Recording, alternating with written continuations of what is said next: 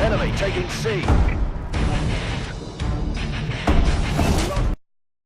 So hello YouTube, this is Lord Black Ops Pro, and today I'm going to talk about the supply drops in Advanced Warfare because although they do add a positive amount of variation in this game, they also are a detriment to the game as a whole, and I'll tell you why they make the game less fun in the long run. So before I get into that, I'm going to talk about my previous video, which was about the skill-based matchmaking algorithm, and some of you guys might have disliked that, but because I saw some dislikes on that, so yeah, if you guys don't agree with the theorem or my theory of this, then by all means, like, let me know in the comment section, because that helps me out more than just a dislike. And also, just to further prove that KD isn't really a big factor in skill-based matchmaking, I have not reverse boosted for 3 weeks. My KD has been skyrocketing, and I can still get DNA bombs just fine. Like, so this is a DNA bomb gameplay on the map Comeback, and I've also got a few other DNA bombs today, so you can still get DNA bombs even with a higher KD. So KD is not a big factor. It's all kind of, if you look at the game pretty closely, it kind of makes sense. But enough of that. I'm gonna get into the supply drops because that's the real topic of today's commentary. Now, supply drops, I believe you get them one supply drop for every 45 minutes of in-game playtime, which is somewhat slow. I'd rather you get them more, but that's how it is. So you don't get them too often. And the breakup between elite and professional and enlisted is 55% for elite, 30% for professional, and 15% for elite. Wait, did I say 55% for elite? I meant enlisted. So 55 enlisted, 30% professional, and 15% elite. And that's the amount of that's the kind of level of gear you'll get. So 55% of the time you can expect to get enlisted gear, while only 15% of the time you can expect to get elite gear. And this was proven by some guys who tested this out. Like, they got around 110 supply drops. They took that big sample size there, and they recorded everything they got, and that's what the numbers they found. So that makes sense. So you're not going to be getting elite weapons very often now. The whole thing is about supply drops is most of the time you get clothing, which I don't really get why you get clothing. I mean, character customization shouldn't be a huge factor in Call of Duty anyway. Because I'm not sure what Sledgehammer's thinking, but I sure don't like receiving Atlas underpants. I'd rather receive like an AK-12 RIP rather than Atlas underpants or boots or just things like that. I'm not sure why most of the time you see them receive clothing, but that's how it is. But now I'm going to talk about the weapon variation, because you do get weapons out of supply drops, and some of them are clearly better than others. And one of the positive sides about the supply drops is they do add a little bit of variation to the game. Because if they didn't have supply drops, for example, this game was as is without just minus supply drops, there would only be 6 assault rifles and 6 SMGs and things like 5 heavy weapons and 3 shotguns and 4 snipers, and that would be it. There would be no other types of weapons. I mean, the variants themselves aren't different weapons; they're just variations. That's why they're called variants, and they do add a little bit of fun to the game there, I guess. But I'm gonna tell you why they're negative now. Why they're bad? Because, as you know, some of the supply drop weapons, they're clearly better than others. Many of the elite weapons are just ridiculously overpowered, and I'm gonna go kind of into why that is. Now let's take the HBRA-3 for example. The HBRA-3 fires the first 3 shots at 650 rounds per minute, and the rest of your burst is 600 rounds per minute, which is fairly slow. Even the first few rounds are slow, given that the bow starts at like 600 and goes to 720, and the AK-12 is always at 720 rounds per minute. So it's kind of slow compared to the other assault rifles. So the time to kill for the the regular HBRA-3 is really slow. But there's this variant called the HBRA-3 Insanity, and I'm sure a lot of you guys know that. Now, this variant not only increases damage by 1, but increases fire rate by 2. So it fixes some of the biggest flaws of the gun. Because the HBRA-3 by itself is not a very competitive weapon, since has the exact same damage as the bow, but with more recoil and low rate of fire, and has the same damage as the AK-12 at range, but the AK-12 has a high rate of fire and lower recoil, so there's really no point in using it unless you get the HBRA-3 Insanity. Now the Insanity, what it does is not only does it increase damage, it increases rate of fire, so that completely outclasses a regular HBR3. It makes it much more competitive with other weapons.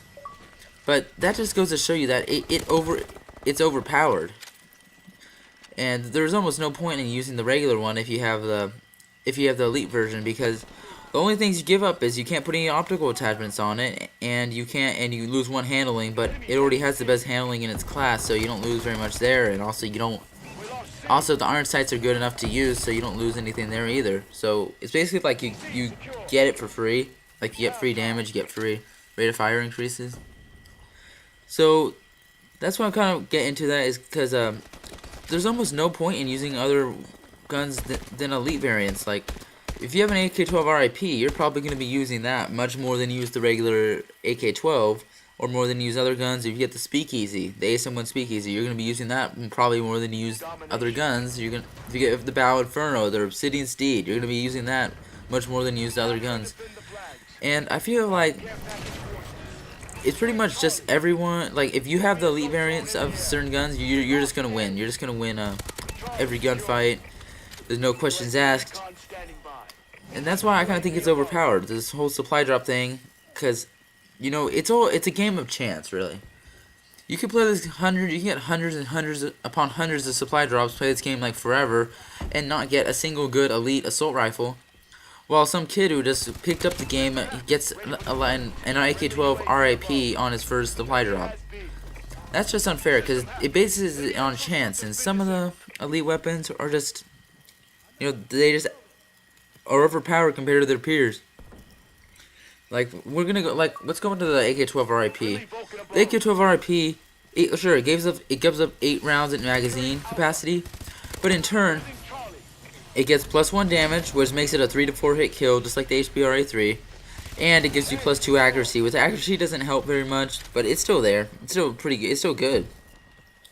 And the reason why people use it is because it has a better damage, but you don't give up too much. You can always put extended mags on it, and it's pretty much like nothing happened to it.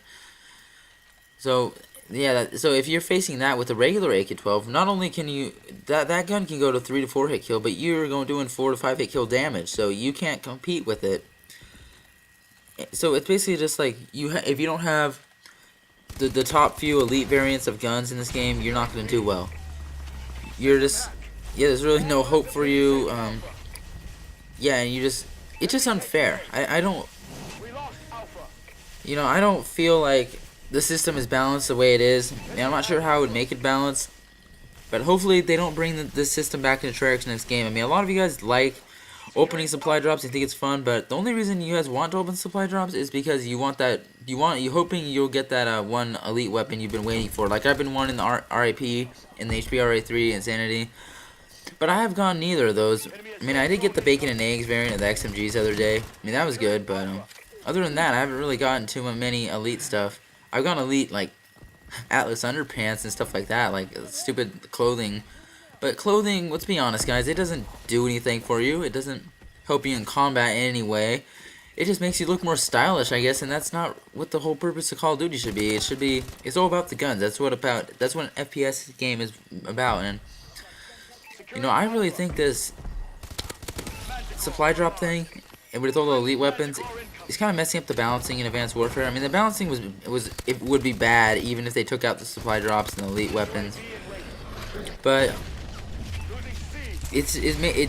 the supply drops by no means help it. It basically makes it so that if you get a certain gun early, you got lucky. Well, you get lucky and you get like an elite weapon really early on. Then you're lucky. You can win pretty much every gunfight, and there's nothing the enemy can do about it. I don't think that's fair. I don't like the system as it currently is, because they definitely need to fix a few things on it. I'm not really sure what could be done about supply drops. Just let me know in the comment section what you guys think about supply drops.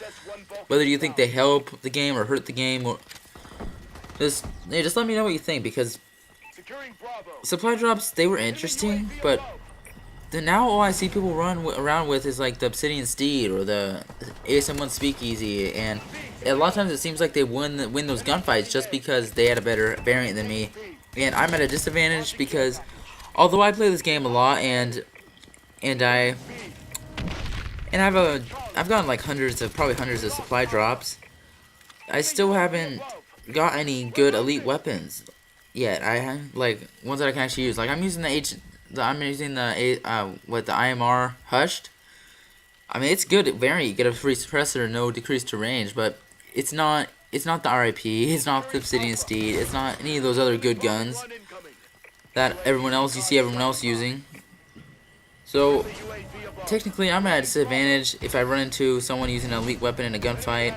I just don't think it's fair. I think it'd be much more balanced if somehow they changed it. But I definitely would not want to see them start put supply drops into the store, into the in-game store, and start selling the elite weapons to you, because everyone would just buy the RIP, the Obsidian Steed, the Speakeasy. People would just buy those guns, and it'd be even more unbalanced than it already is. So hopefully they don't do that, but I'm not sure. They're probably going to money whore us sometime in the future. Sledgehammer will, because this game has not been selling very well.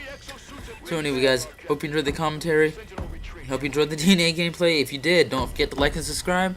And thanks for watching. This has been World at War, and see you guys later.